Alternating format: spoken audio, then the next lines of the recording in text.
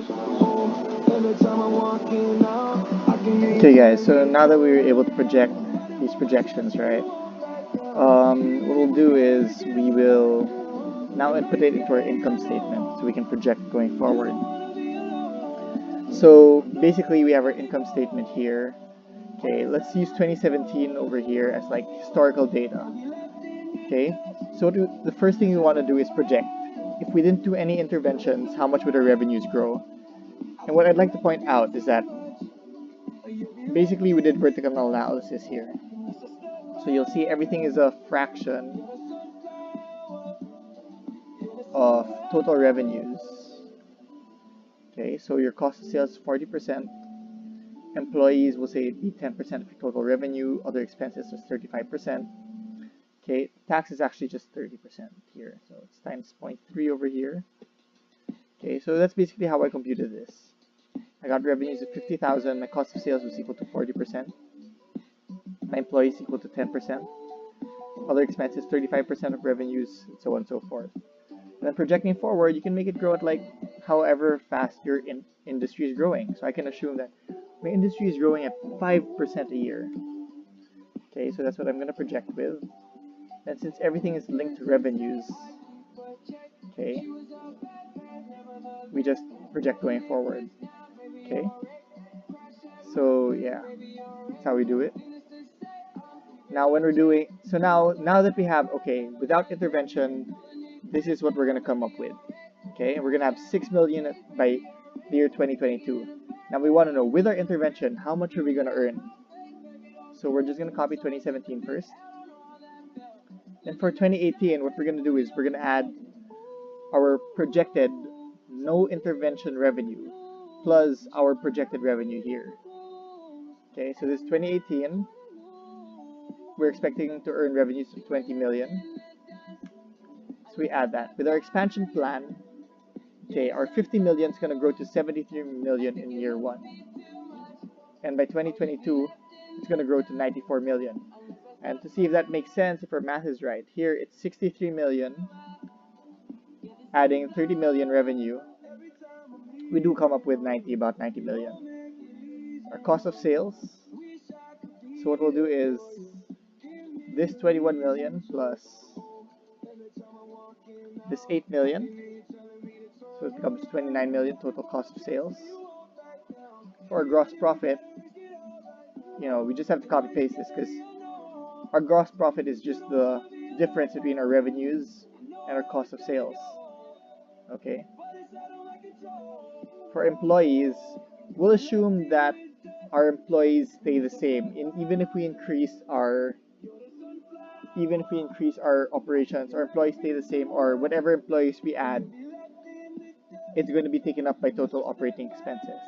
Okay, so here we can just make this grow as a percent of, no, here we'll just assume that employees will grow by 1.05%, by 1.05% as well.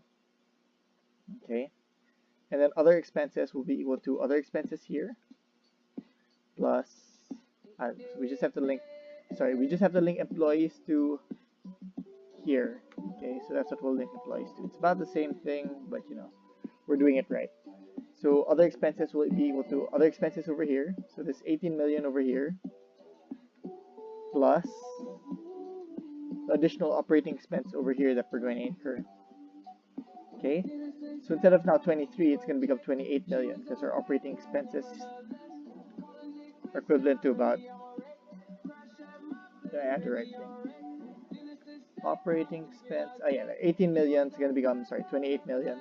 Then we just sum our costs.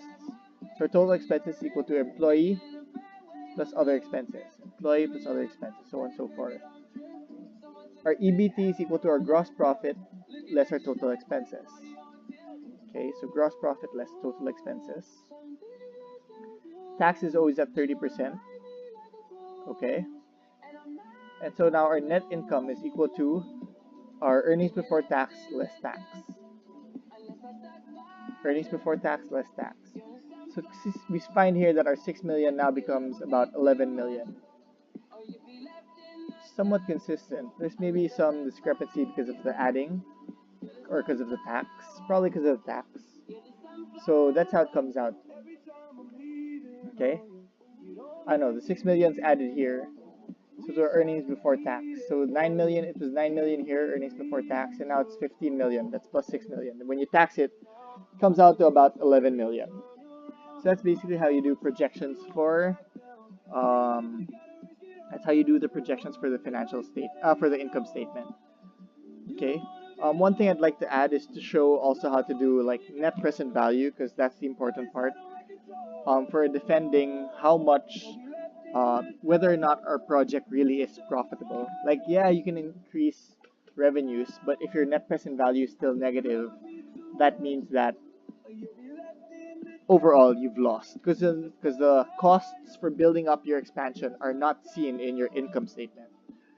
So to do that, we just have to get investment cost. So investment cost over here, investment cost, and let's peg investment cost at like 5 million.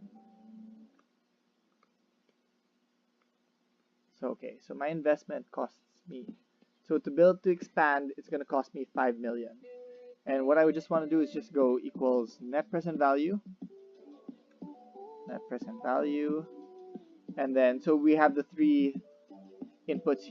We have the three inputs here. Okay, our 8%, that's our growth rate. Our growth rate will be pegged at 5% industry growth rate, or you can do it to if you have a chosen weighted average cost of capital, or if you want to peg it at inflation, that's up to you. You just have to defend it. But here we'll just peg it at industry growth rate. Okay, so we'll peg it at 5%. Okay, 5%. Followed by the first number will be the investment cost. Sorry, net present value. So NPV is equal to 5%. And then our first investment cost, which is the 5 million over here. You don't see it, but it's right underneath that. Okay. And then we'll make that negative. Or no, okay. Sorry. We will highlight this. Okay, our net profit. So we're gonna highlight that to get our net present value. And then yeah, just have to deduct 5 million less 5 million. 1, 2, 3. There we go. So overall, our project is profitable over 5 years. Okay, the net present value of employing a 5 million project is actually 11 million. Okay, investment is 5 million, total earnings was about 16, so our net present value is 11 million now. So then you can easily say, okay, yes, this project is very profitable. Okay.